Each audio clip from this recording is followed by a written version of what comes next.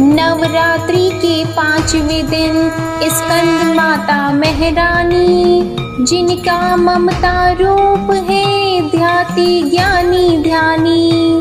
कार्तिकेय को गोद ले करती अनोखा प्रेम, अपनी शक्ति दी उन्हें करे रक्त संचार। या देवी सर्वभूतेषु मस्कंद रूपेण संस्थिता, नमस्तस्यै नमस्तस्यै नमस्तस्यै नमो नमः।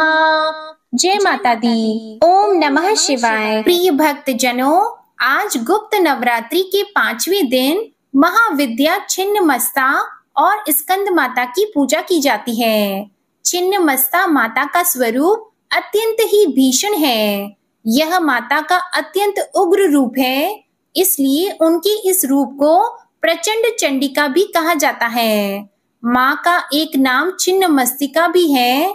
माँ अपने अन्य उग्र रूपों में राक्षसों की कटी खोपड़ी हाथ में लिए रहती है, जबकि इस रूप में उनके एक हाथ में स्वयं उनकी ही खोपड़ी रहती है। माँ का वर्ण गुड़हल के समान लाल है तथा वस्त्रों के रूप में उन्होंने केवल आभूषण धारण किए हुए हैं।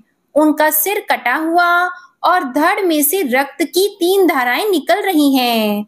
उनके आसपास उनकी 2 सेविकाएं खड़ी हैं और रक्त की 3 धाराएं दोनों सेविकाओं के मुंह में जा रही हैं और एक धारा माँ के स्वयं के मुख में जा रही है।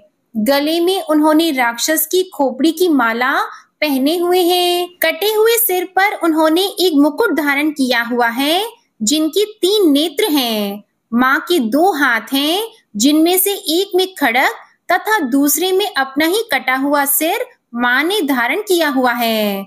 माँ ने कमरबंद के रूप में भी राक्षस की खोपड़ी को बांधा हुआ है। आज गुप्त नवरात्रि की पूजा करते समय माँ के इस रूप की स्थापना नहीं करनी चाहिए, बल्कि मन ही मन माँ को प्रणाम कर उनसे याचना करनी चाहिए। पौराणिक कथा के अनुसार एक बार शिव प्रिया माता पार्वती मंदाकिनी में स्नान करने के लिए गई हुई थी। साथ में उनकी प्रिय सखियां जया और विजया भी थी। माता को भूख की अनुभूति हुई, इससे उनका स्वरूप काला पड़ गया। उनकी सखियों को भी बहुत भूख लगी। माँ जगदम्बा की सखियां जया और विजया कोई सामान्य नहीं हैं। शाक्त परंपराओं में इनका बहुत महात्म्य है। दोनों ने माँ जगदम्बा अर्थात माँ पार्वती को कई बार टोका और कहा कि भूख लगी है, कृपया भोजन का प्रबंध कीजिए, परंतु उस समय महामाया प्रकृति में लीन थी। मंदाकिनी में स्नान करने के बहाने वह पूरे जगत पर करुणा बरसा रही थी। उन्होंने उस समय जया विजया की बात अनसुनी कर दी, लेकिन जया विजया ने फिर भी देवी पार्वती को टोकना बंद नहीं किया।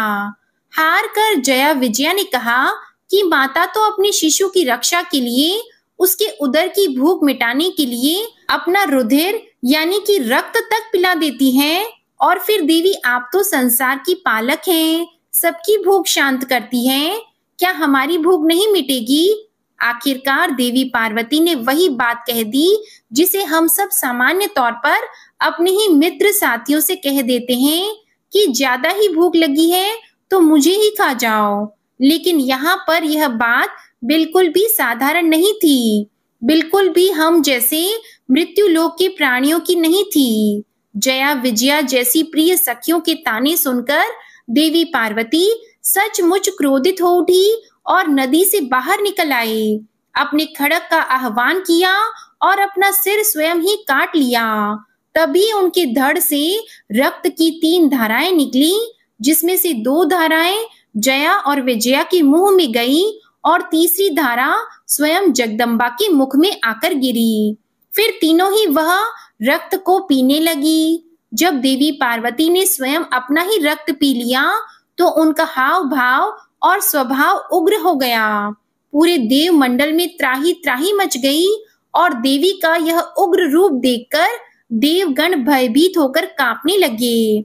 उन्हें यह भय हुआ कि कहीं देवी पार्वती फिर से काली का रूप लेकर पूरी सृष्टि के विनाश पर उतारू न हो जाएं।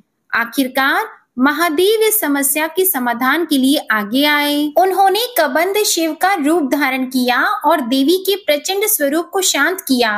शिव जी के आग्रह को देवी पार्वती टाल नहीं पाई और फिर वह अपने वास्तविक रूप में लौट गई।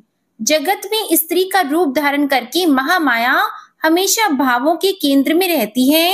माँ, पत्नी, बेटी, बहन के रूप में जैसे वह जीवन के हर क्षण में स्थित हैं, ठीक उसी तरह वह इस धरती पर हर तरफ अलग अलग स्वरूपों में उपस्थित होती हैं। प्रेम से बोलिए माता छिन्नमस्ता की जय। प्रेम से बोलिए भगवान श्री गौरी शंकर की जय। प्रिय भक्तजनों, अब आप सुनिए माँ स्कंद माता की पौराणिक कथा। जब राजा दक्ष के यज्ञ में माता सती अग्नि कुंड में कूदकर भस्म हो गई, तब शिवजी विलाप करते हुए गहरी तपस्या में लीन हो गए। इससे सृष्टि शक्तिहीन हो गई। असुरों ने इस मौके का लाभ उठाया।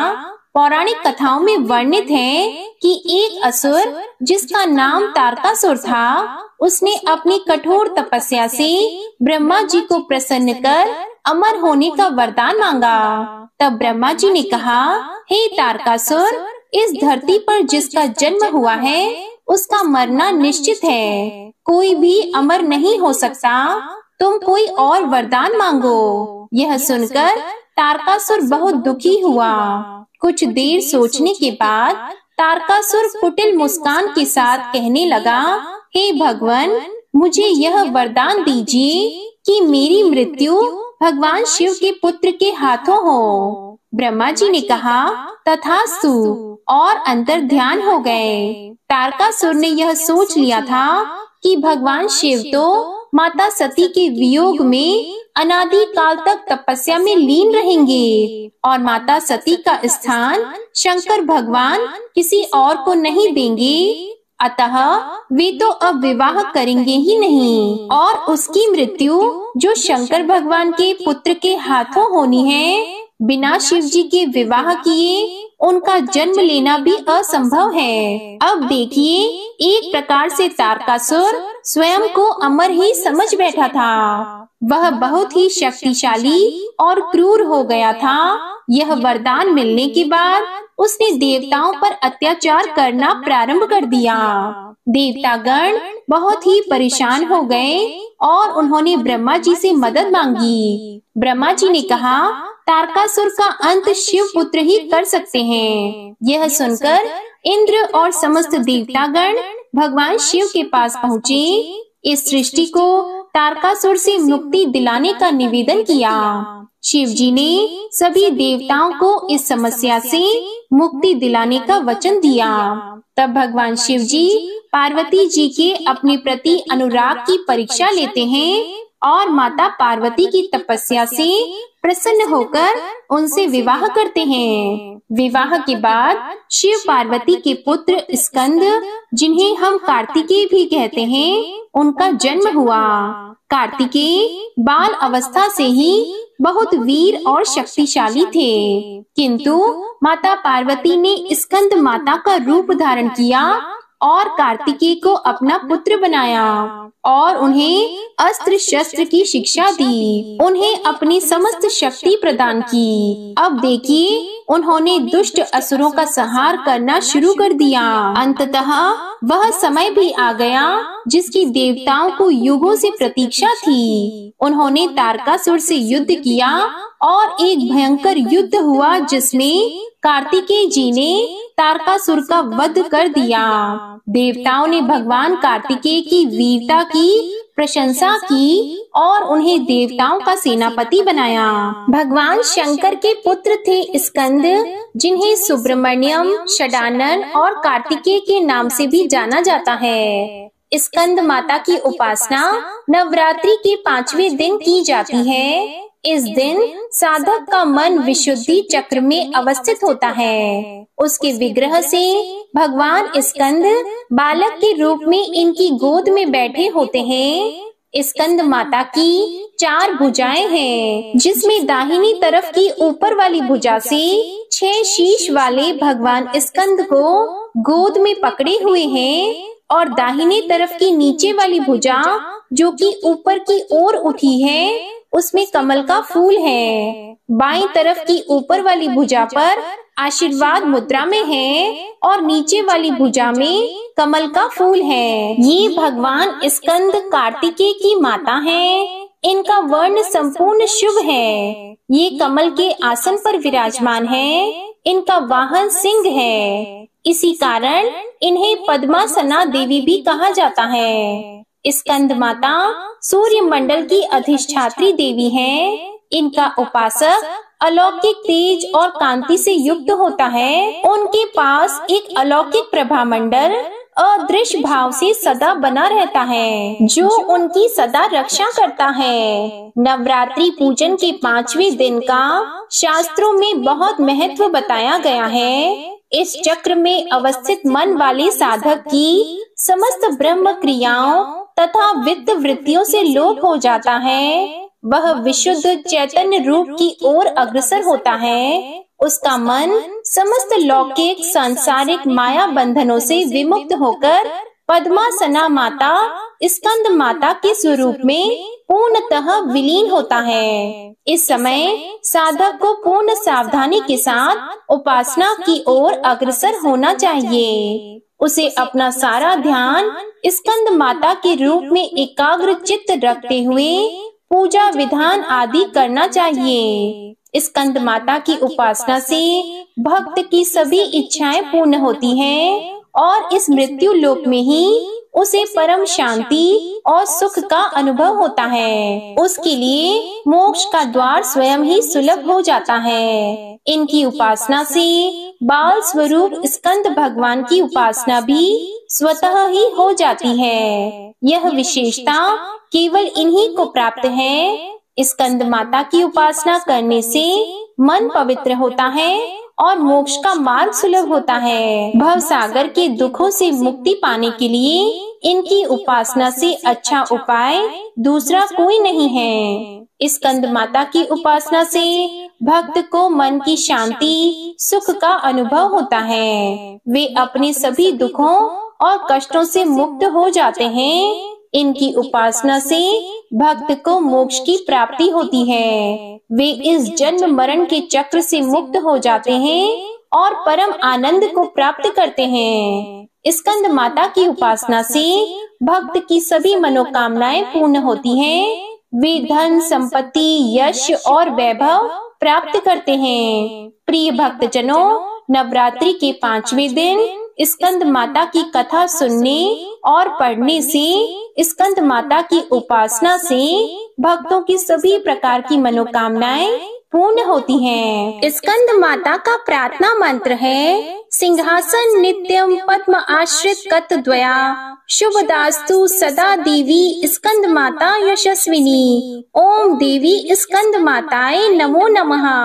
एक बार प्रेम से बोलिए स्कंद माता की जय। जय हो माँ भवानी। ओम नमः शिवाय। हे माँ भवानी, अपने भक्तों का सभी दुख दूर करो। जय माता दी। प्रिय भक्त जनों, आइए अब सुनते हैं माता रानी की दूसरी कथा। एक राजा और एक रानी थी। बहुत दिनों तक उनके कोई संतान नहीं हुई। बहुत जप तप करने के बाद कई सालों बाद उनको एक संतान की प्राप्ति पुत्र रूप में हुई। अब राजा और रानी बहुत खुशी से अपना राजपाट संभालने लगे। कई दिनों तक ऐसा ही चलता रहा। देखते देखते उनका पुत्र 4-5 साल का हो गया। एक दिन की बात है, रानी दोपहर में बच्चे के साथ सो रही थी और बच्चे की नींद खुल जाती है। वह उठकर बाहर की ओर जाने लगा, क्योंकि उसको बाहर जाने नहीं दिया जाता था। तो वह माँ को सोता हुआ देखकर उसके मन में बाहर जाकर अपनी उम्र के बच्चों के साथ खेलने की इच्छा हुई और वह छिपकर बाहर चला गया। वह खेलते खेलते बहुत दूर चला गया और वह किसी दूसरे गांव में जा पहुंचा। इधर जब रानी की नींद खुली तो वह बच्चे को अपने पास न देखकर बहुत हैरान हुई। फिर बच्चे की खोजबीन शुरू की गई। बहुत प्रयास करने के बाद सफलता हासिल नहीं हुई, अर्थात बच्चा उनको नहीं मिला। अब राजा रानी फिर से दुखी हो गए। अब वह बच्चा उस गांव में एक ग्वाले के घर पहुंचा तो ग्वालिन ने उससे पता पूछा कि हे पुत्र, तुम कहाँ से आए हो? तो वह बच्चा अपने बारे में कुछ बता नहीं सका, क्योंकि वह बड़ा छोटा था, उसको कुछ पता नहीं था। वह केवल बच्चों के साथ खेलते खेलते दूर चला गया था। तो ग्वाले ने कहा कि जब यह बच्चा अपना नाम नहीं बता पा रहा तो इसको अपने पास रख लो। जैसे तुम्हारे 2 बच्चे हैं वैसे ही यह तीसरा रहेगा। अब इधर वह बालक ग्वाले के बच्चों के साथ घुल मिलकर खेलने लगा और कुछ दिन बीत गए। एक दिन ग्वाले की नजर उस बच्चे के हाथ पर पड़ी तो वह देखा कि उसके हाथ में किसी का नाम लिखा हुआ है। तो वह बच्चे से पूछा, पुत्र, यह किसका नाम है? तो उस बच्चे ने कहा, यह हमारे पिताजी का नाम लिखा है। तो ग्वाले ने कहा कि हम आपके पिताजी का नाम ढूंढते हुए घर पर चलेंगे। अब देखिए, इधर जब राजा शिकार पर निकल जाते हैं तो रानी रोज अपने बच्चे को इधर उधर ढूंढती है, क्योंकि माँ का हृदय था वह दिन भर तड़पती अपने बच्चे की याद में इधर उधर बाग बगीचे में देखती कि कहीं मेरे बच्चे का कोई संदेश आ जाए। रानी यही सोचती कि इतने दिन बाद एक संतान हुई थी तो मैंने लापरवाही में वह भी अपने हाथ से गवा दी। अब रानी एकदम निराश होकर एक गांव में पहुंची तो वहां उसने देखा कि कुछ औरतें मिलकर देवी माता की पूजा कर रही हैं। तो रानी भी वहां जाकर बैठकर पूरी पूजा देखती है और पूजा के दौरान माता रानी की कथा को बहुत मन लगाकर सुनती है। पूजा समाप्त हो जाने के बाद सारी सुहागिनें रानी को प्रसाद देती हैं। तब रानी ने पूछा, बहन, आप किसकी पूजा कर रही हैं? हमको भी बताइए। तब सभी सुहागिनों ने कहा कि हम माँ भवानी, माता दुर्गा की पूजा कर रही हैं। माता बहुत ही दयालु हैं। ये अपने भक्तों के संकट को क्षण मात्र में दूर कर देती हैं। बस ध्यान करने वाली बात है कि तब तक आपकी मनोकामनाएं तुरंत ही पूरी हो जाती हैं। जब आपकी मनोकामनाएं पूरी हो जाएं, तो आप तुरंत माँ देवी की पूजा करें। आपकी जो मन्नत मांगी है उसे पूरा करिएगा। मनोकामना पूर्ण होने के बाद माता रानी की पूजा तुरंत ही कर लेनी चाहिए, उनको टालना नहीं चाहिए। तो रानी ने अपने मन में सोचा कि अगर माँ भवानी, माँ दुर्गा ने हमारा बच्चा सकुशल वापस हमारे घर पहुँचाया तो हम भी इसी तरह से सभी सुहागिनों के साथ माता रानी की पूजा करेंगी। उधर रानी का ये मन्नत मानना हुआ कि इधर ग्वाला बच्चे को लेकर उसके पिता की तलाश में निकल पड़ा।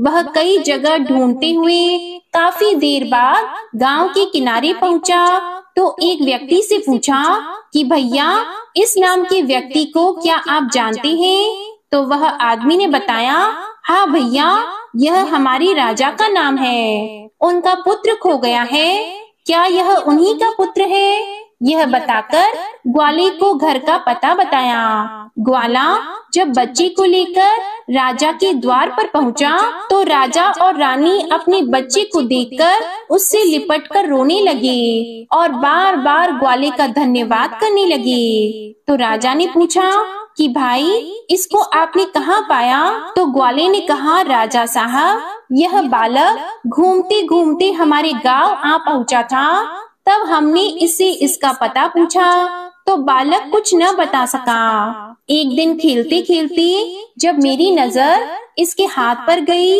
तो उसका नाम लिखा हुआ था और उसी नाम के सहारे हमने इसको आप तक पहुंचाया है। प्रिय भक्तजनों, रानी की खुशी की सीमा न थी। रानी ने राजा से कहा कि ग्वाले को खूब धन दौलत देकर विदा कीजिए, लेकिन ग्वाले ने कुछ नहीं लिया और कहा, जितनी खुशी आपको है अपने पुत्र को पाकर, उतनी ही खुशी मुझे भी है कि मैंने आपकी धरोहर को आप तक पहुंचाया है। अंत में राजा ने ग्वाले को धन देकर विदा किया।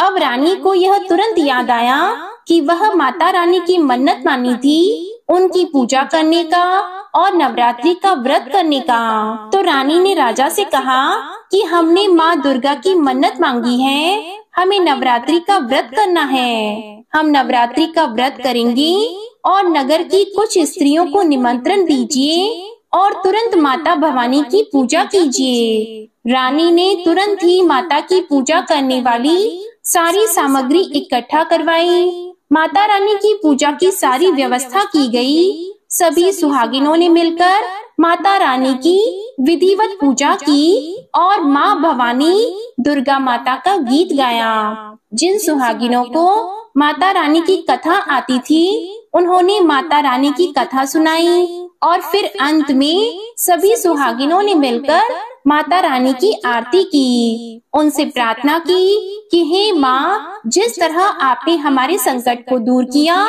ऐसे ही जो आपको याद करेगा आप उनके भी संकट को दूर करना।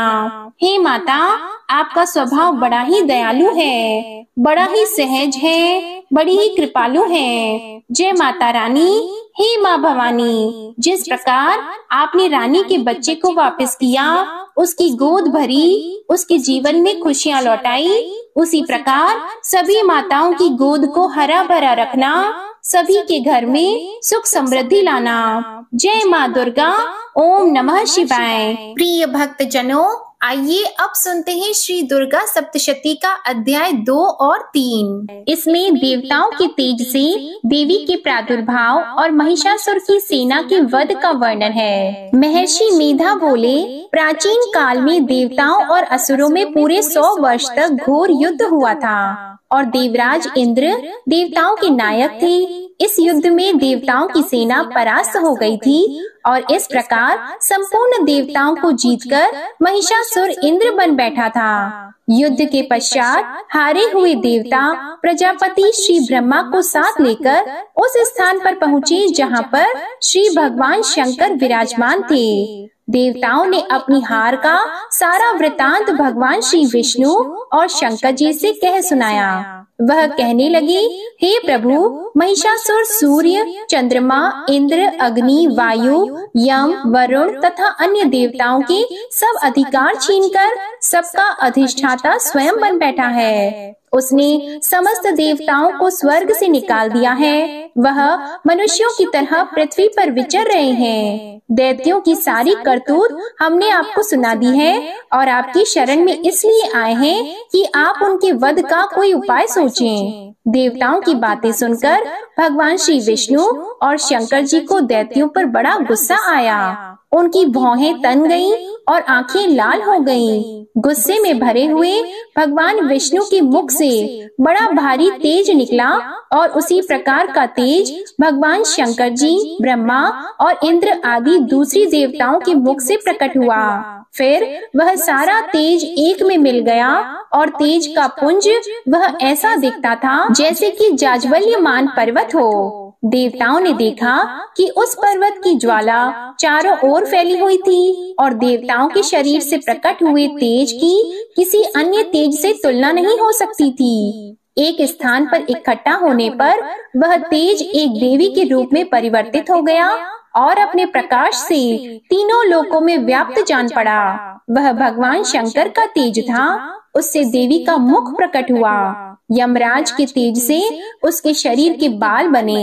भगवान श्री विष्णु के तेज से उसकी भुजाएं बनी और चंद्रमा के तेज से दोनों स्तन और इंद्र के तेज से जंघा तथा पिंडली बनी और पृथ्वी के तेज से नितंब भाग बना।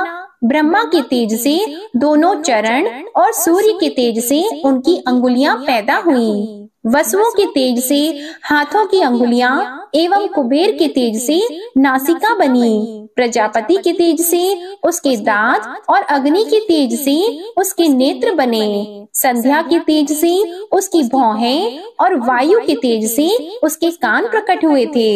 इस प्रकार उस देवी का प्रादुर्भाव हुआ था। महिषासुर से पराजित देवता उस देवी को देखकर अत्यंत प्रसन्न हुए। भगवान शंकर जी ने अपने त्रिशूल से एक त्रिशूल निकालकर उस देवी को दिया और भगवान विष्णु ने अपने चक्र में से एक चक्र निकालकर उस देवी को दिया। वरुण ने देवी को शंख भेंट किया, अग्नि ने इसे शक्ति दी, वायु ने उसे धनुष और बाण दिए, सहस्त्र नेत्रों वाले श्री देवराज इंद्र ने उसे अपने वज्र से उत्पन्न करके वज्र दिया और ऐरावत हाथी का एक घंटा उतारकर देवी को भेंट किया। यमराज ने उसे काल दंड में से एक दंड दिया, वरुण ने उसे पाश दिया, प्रजापति ने उस देवी को स्फटिक की माला दी और ब्रह्मा जी ने उसे कमंडलू दिया। सूर्य ने देवी के समस्त रोमों में अपनी किरणों का तेज भर दिया। काल ने उसे चमकती हुई ढाल और तलवार दी और उज्जवल हार और दिव्य वस्त्र उसे भेंट किए और इनके साथ ही उसने दिव्य चूड़ामणि दी, 2 कुंडल, कंकड़, उज्जवल अर्धचंद्र, बाहों के लिए बाजूबंद, चरणों के लिए नुपुर, गले के लिए सुंदर हंसली और अंगुलियों के लिए रत्नों की बनी हुई अंगूठियां उसे दी। विश्वकर्मा ने उनको फरसा दिया और उसके साथ ही कई प्रकार के अस्त्र और अभेद्य कवच दिए और इसके अतिरिक्त उसने कभी न कुम्हालने वाले सुंदर कमलों की मालाएं भेंट की। समुद्र ने सुंदर कमल का फूल भेंट किया, हिमालय ने सवारी के लिए सिंह और तरह तरह के रत्न देवी को भेंट किए। यक्षराज कुबेर ने मधु से भरा हुआ पात्र और शेष नाग ने उन्हें बहुमूल्य मणियों से विभूषित नागहार भेंट किया। इसी तरह दूसरे देवताओं ने भी उसे आभूषण और अस्त्र देकर उसका सम्मान किया। इसके पश्चात देवी ने उच्च स्वर से गर्जना की। उसके इस भयंकर नाद से आकाश गूंज उठा। देवी का वह उच्च स्वर से किया हुआ सिंहनाद समा न सका। आकाश उनके सामने छोटा प्रतीत होने लगा।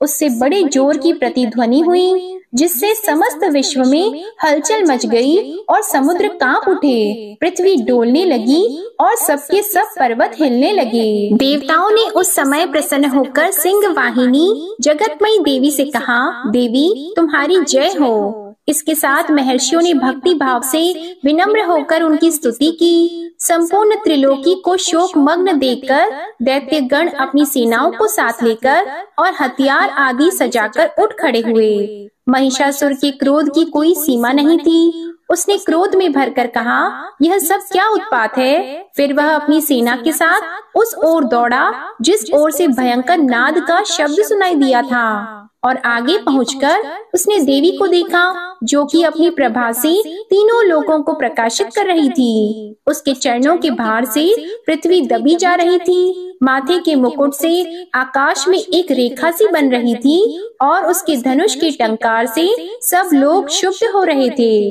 देवी अपनी सहस्त्रों भुजाओं को संपूर्ण दिशाओं में फैलाए खड़ी थी। इसके पश्चात उनका दैत्यों के साथ युद्ध छिड़ गया और कई प्रकार के अस्त्र शस्त्रों से सब की सब दिशाएं उद्भासित होने लगी। महिषासुर की सेना का सेनापति चिक्षुर नामक एक महान असुर था। वह आगे बढ़कर देवी के साथ युद्ध करने लगा और दूसरे दैत्यों की चतुरंगिनी सेना साथ लेकर चामर भी लड़ने लगा और 60,000 महारथियों को साथ लेकर उदग्र नामक महादैत्य आकर युद्ध करने लगा और महाहनु नामक असुर 1 करोड़ रथियों को लेकर, असिलोमा नामक असुर 5 करोड़ सैनिकों को साथ लेकर युद्ध करने लगा। वाशकल नामक असुर 60 लाख असुरों के साथ युद्ध में आ डटा।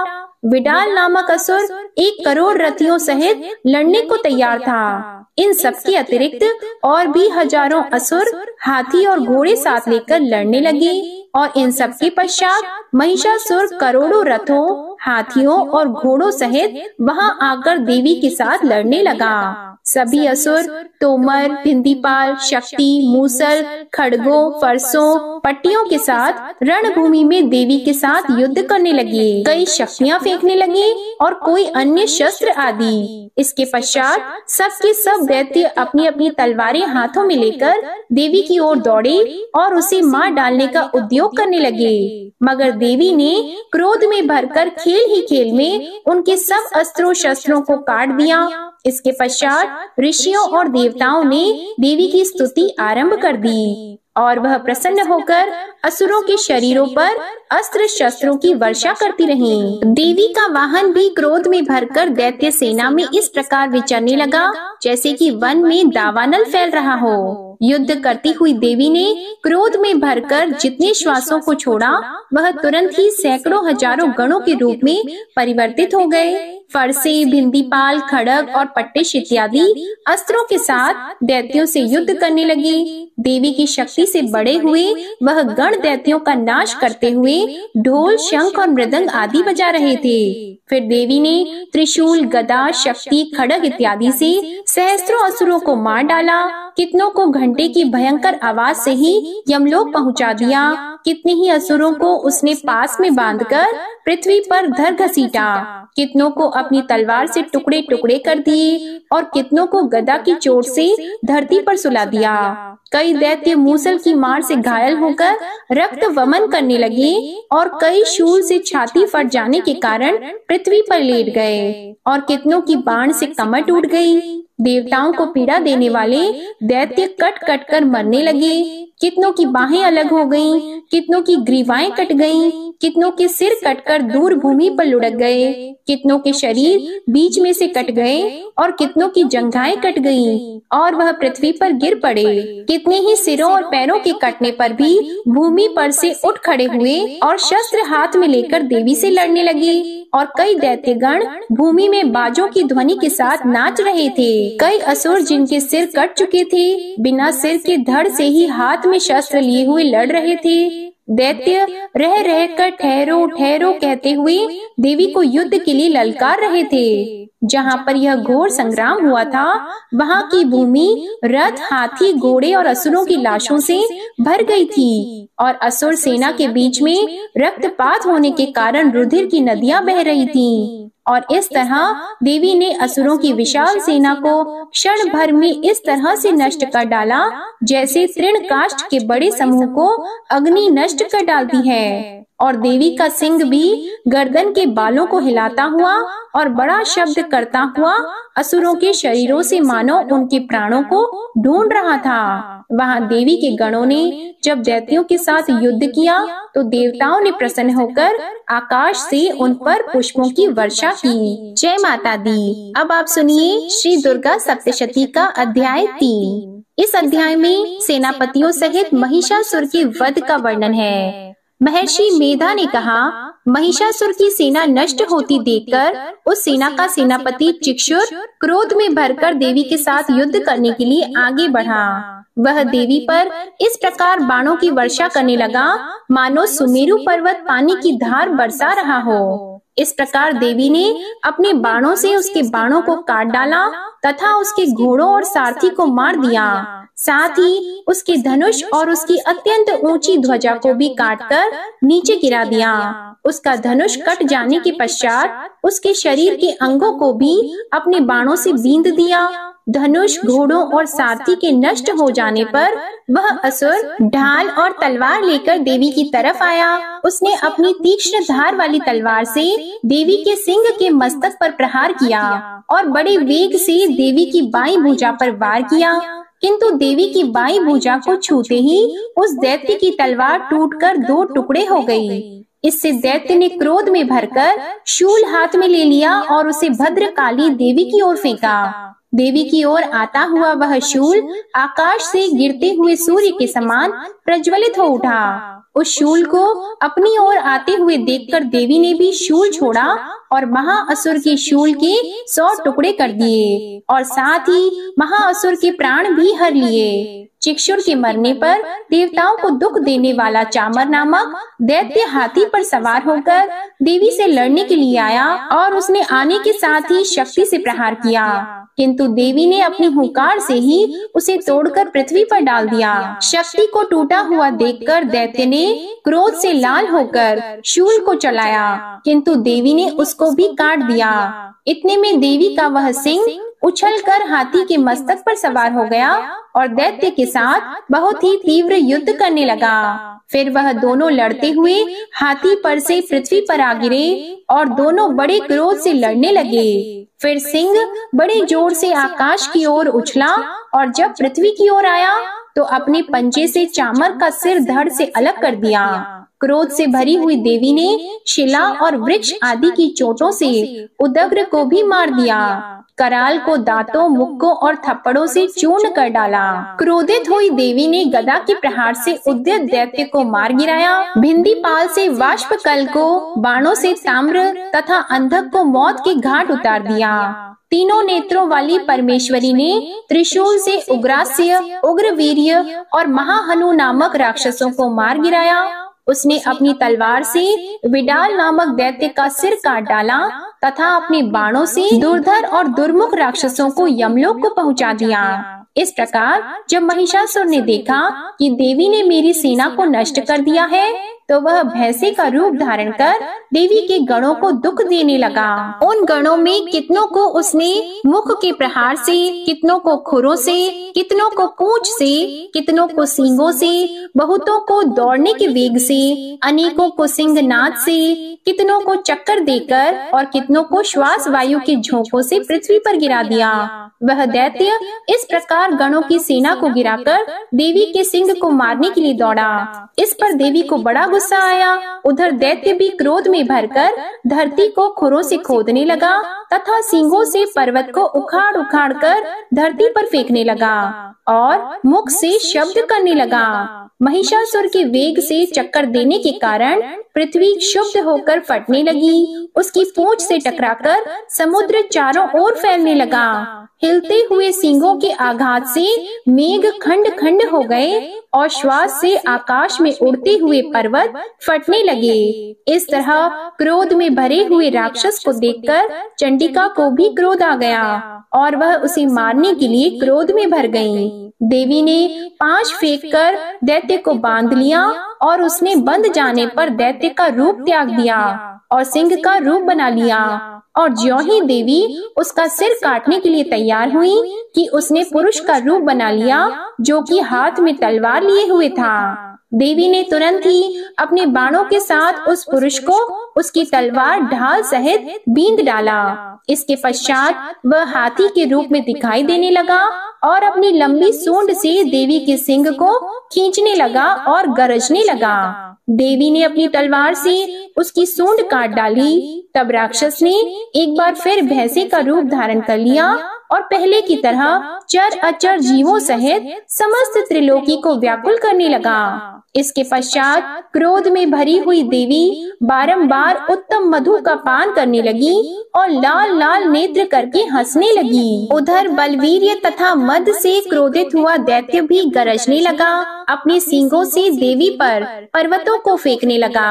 देवी अपने बाणों से उसके फेंके हुए पर्वतों को चूर्ण करती हुई बोली, ओ मूढ़, जब तक मैं मधुपान कर रही हूँ तब तू गरज ले, और इसके पश्चात मेरे हाथों तेरी मृत्यु हो जाने पर देवता गरजेंगे। महर्षि मेधा ने कहा। यों कहकर देवी उछलकर उस दैत्य पर जा चढ़ी और उसको अपने पैर से दबाकर शूल से उसके गले पर आघात किया। देवी के पैर से दबने पर भी दैत्य अपने दूसरे रूप से अपने मुख से बाहर होने लगा। अभी वह आधा ही बाहर निकला था कि देवी ने अपने प्रभाव से उसे रोक दिया। जब वह आधा निकला हुआ ही दैत्य युद्ध करने लगा तो देवी ने अपनी तलवार से उसका सिर काट डाला। इसके पश्चात सारी राक्षस सेना हाहाकार करती हुई वहां से भाग खड़ी हुई और सब देवता अत्यंत प्रसन्न हुए तथा ऋषियों महर्षियों सहित देवी की स्तुति करने लगे। गंधर्व राज गान करने लगे तथा अप्सराएं नृत्य करने लगी। प्रेम से बोलिए जय माँ दुर्गा, जय माता अंबिका, ओम नमः शिवाय। प्रिय भक्तजनों, दुर्गा सप्तशती का अध्याय 3 समाप्त हुआ। उम्मीद करती हूँ आज की ये कथा आपको बेहद पसंद आई होगी। अगर पसंद आई हो तो वीडियो को लाइक कीजिएगा, शेयर कीजिएगा और हमारे चैनल को सब्सक्राइब कीजिएगा और कमेंट में माँ छिन्नमस्ता और माँ स्कंद माता की जय भी जरूर लिखिएगा। प्रेम से बोलिए जय माता दी।